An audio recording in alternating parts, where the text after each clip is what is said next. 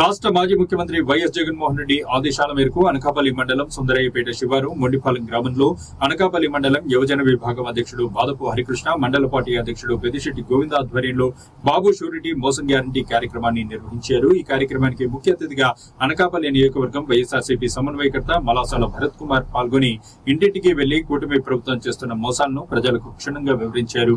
వైఎస్ఆర్సీపీ ప్రభుత్వంలో ఇచ్చిన పథకాలు, కూటమి ప్రభుత్వంలో ఇస్తున్న పథకాల వ్యత్యాసాలను ప్రజలకు వివరించారు. సూపర్ 6 పథకాలను అమలు అయ్యేదాకా ప్రజల తరపున పోరాడతామని ఈ సందర్భంగా ఆయన స్పష్టం చేశారు.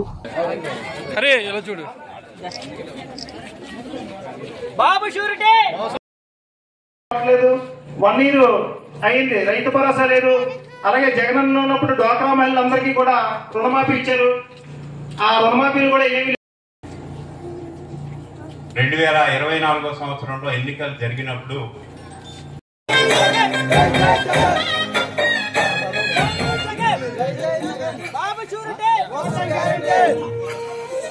గడపల్లకొచ్చారు కదరా గవర్నమెంట్ ఆఫీసు వాళ్ళు, వడిగి ఆరోగ్యమే తెలుసుకుండ్రు ఇంటికొచ్చి డాక్టర్లు. శిథిలంగా ఉన్నోరు పాడి మరి అయ్యింది రావది గుడి, గుడి గంట గుండకుండ పేదోడి బతుకు వెలిగిపోతుంది కదరా, బతుకు మార్చింది జగనన్నరా.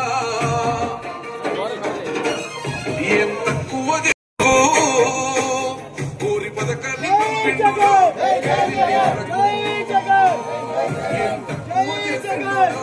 కాంగ్రెస్ పార్టీ ఇచ్చిన పిలుపు మేరకు మీ ముందుకు రావడం జరిగింది.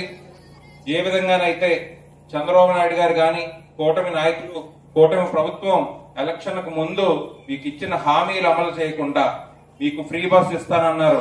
ఈ రోజుకి 1.5 సంవత్సరం అయింది, ఫ్రీ బస్ ఇవ్వలేదు.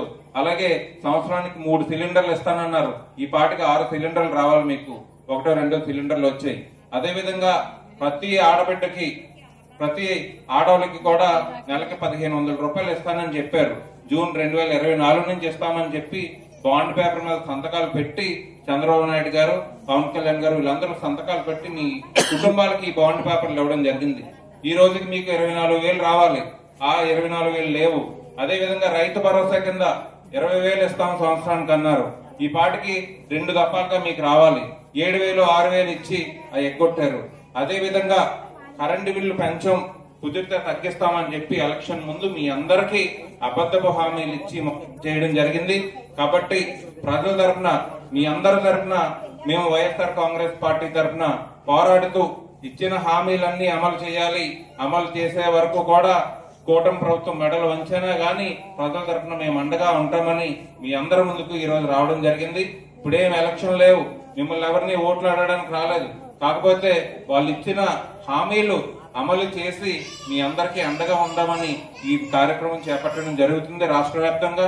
కాబట్టి మీ అందరూ కూడా గమనించండి, జగన్మోహన్ రెడ్డి గారు అధికారంలో ఉన్నప్పుడు వైఎస్ఆర్ కాంగ్రెస్ పార్టీ ప్రభుత్వంలో ఏ విధంగా మీకు మంచి జరిగింది.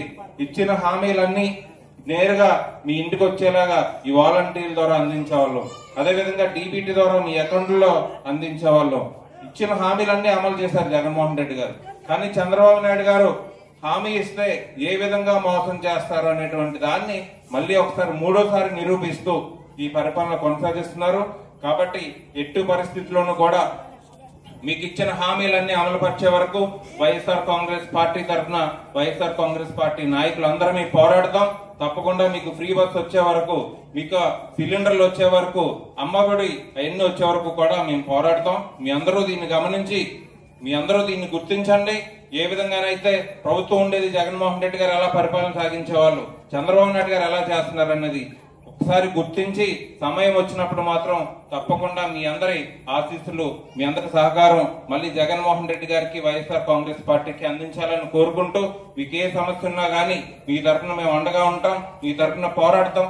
వైఎస్ఆర్ కాంగ్రెస్ పార్టీ మీకు ఇచ్చిన హామీలన్నీ అమలు చేసే వరకు మేము పోరాడతామని చెప్పి మీ అందరికీ మాటిస్తూ సెలవు తీసుకుంటున్నాను. జై జగన్.